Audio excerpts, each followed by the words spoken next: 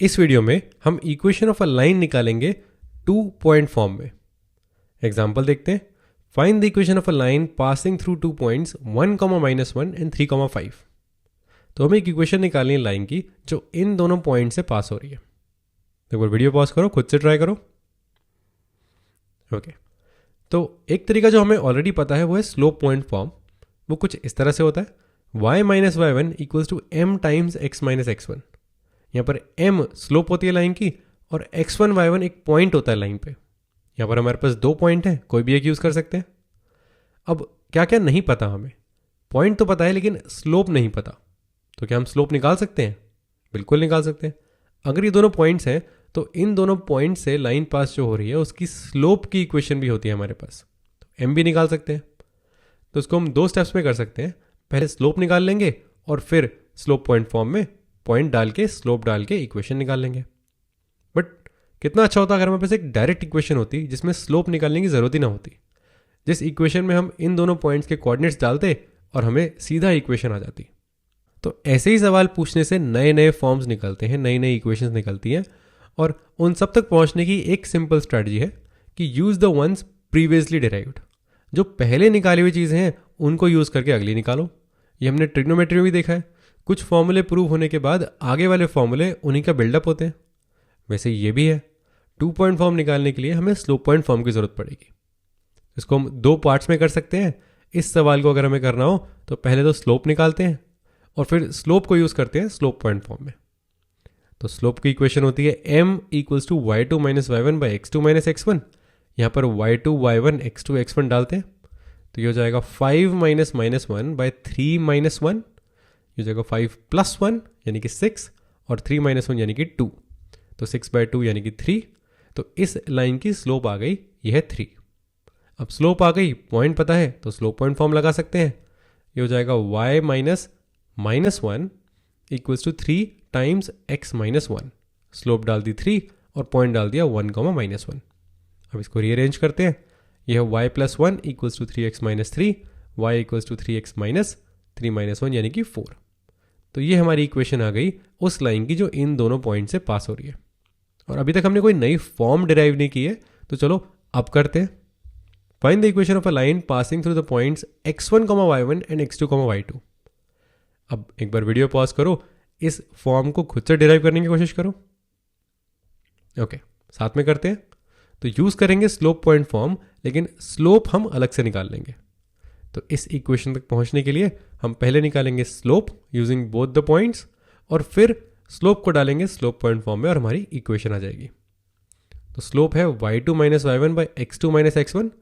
इसमें कुछ सॉल्व करने का नहीं है, यही पॉइंट्स हैं, यही वैल्यू है। और स्लोप पॉइंट फॉर्म है y - y1 equals to m times x - x1। अब यहाँ पर m की वैल्यू ये डाल देंगे तो हमारी एक नई फॉर्म आ जाएगी। तो m को यहाँ आइसोलेट करके लिखते हैं। m हो जाएगा y - y1 by x - x1 और यहाँ से m की वैल्यू यहाँ डाल देते हैं। तो m हो जाएगा ये विच इज़ इक्वल टू ये। अब m की ज़रूरत नहीं है, ये दोनों जुड़ गए हैं, तो हमारी इक्वेशन जो है वो आ जाएगी y - y1 by x - x1 equals to y2 - y1 by x2 - x1। इस फॉर्म को अगर हम ध्यान से देखें तो इसमें स्लोप नहीं है, इसमें x1 y1 x2 y2 बस ये डालो और हमारी इक्वेशन तैयार। अब अगर इसे ध्यान से देखें तो ऐसा है नहीं कि इसमें m नहीं है। राइट हैंड साइड में जो लिखा हुआ वो स्लोप ही तो है। तो जस्ट बिकॉज हमने m शब्द या m लेटर यूज़ नहीं किया है डजंट मीन कि हम m निकाल नहीं रहे हैं। हम m बिल्कुल निकाल रहे हैं, बस ये स्टेप दिखा नहीं रहे। ये स्टेप हम यहाँ पर डायरेक्टली कर रहे हैं। तो मेरे हिसाब से तो कोई नई फॉर्म नहीं है, ये स्लोप पॉइंट फॉर्म ही है, बस m यहाँ पर थोड़ी छुपी हुई है। m लेटर की जगह m की वैल्यू डाली हुई है। तो ये हो गई हमारी equation of a line in 2 point form. अब एक सवाल लगाते हैं। The vertices of a triangle are p, q and r। p है 2, 1, q है -2, 3 और r है 4, 5। ये एक ट्राइंगल बन रहा है और हमें निकालना है equation of median through r। तो एक बार वीडियो पॉज करो, इसे खुद से ट्राई करो। ओके, साथ में करते हैं। मीडियन मिड पॉइंट से पास करता है, तो सबसे पहला काम तो यह है कि हमें मिड पॉइंट निकालना है। p और q का मिड पॉइंट निकालना है, मान लेते हैं कि वो s है।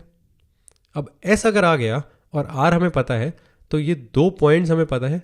अब या तो पुराने तरीके से पहले स्लोप निकालो और फिर स्लोप पॉइंट फॉर्म में डालो, या फिर नए तरीके से, जो कि कुछ खास नया है नहीं, नए तरीके से हम सीधा 2 पॉइंट फॉर्म लगा सकते हैं।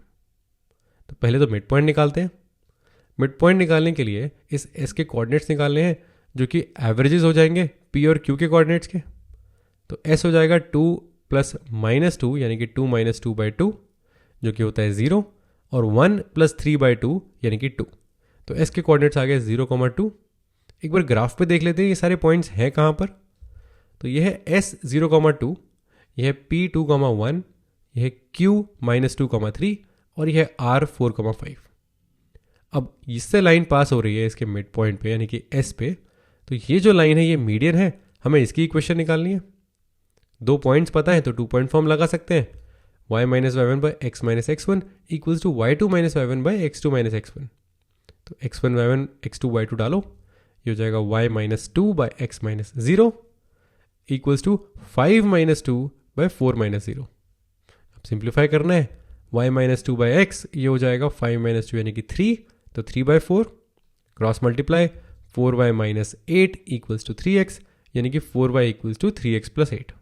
तो ये जो इक्वेशन है ये हो जाएगी हमारी equation of this median through R।